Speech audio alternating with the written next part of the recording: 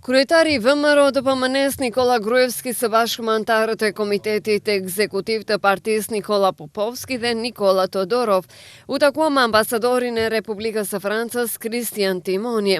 Nga VMRO DPMN u theksua se partia ka pasur tentativa që për 10 ditë të formojë qeveri, edhe pse që në fillim ishte e qartë se me këtë shumicë të ngushtë, formimi i qeverisë në Maqedoni do të jetë një sfidë serioze. Megjithatë, edhe përkundër kësaj hym në vullnet dhe optimizëm. Insistimi i Bashkimit Demokratik për integrim ishte për dygjuesi në tërë territorin, që vlerësojmë se nuk është në pajtim me kushtetutën, as nuk ka logjik. Ata janë megjithatë bashkësia e shumicës dhe 65-66% maqedonas, dhe me të respektin ndaj bashkësisë dhe qytetarëve shqiptar. Megjithatë, dallimi është më i madh që tërësisht të barazohet përdorimi i gjuhës.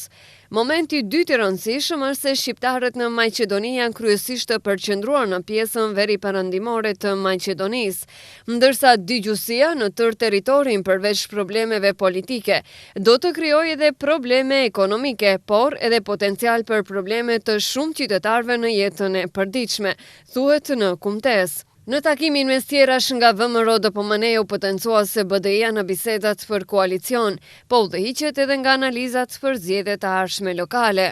Në zgjedhjet e kaluara lokale ishte sfidë serioze që Bashkimi Demokratik për Integrim të fitojë në disa komuna për ta strategjike dhe mire mbaj mend rolin e VMRO DPMN-s në ato zgjedhje në disa komuna në pikpamje të përkrahjes së dhënë.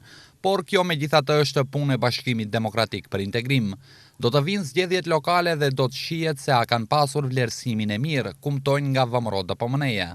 Ambasadori francez pyeti nëse në VMRO DPMN vlerësohet sa Meti është i sinqert në atë që e thot në politik, në çka u përgjigjen se sinqeriteti dhe mençuria e tij tani janë në test serioz.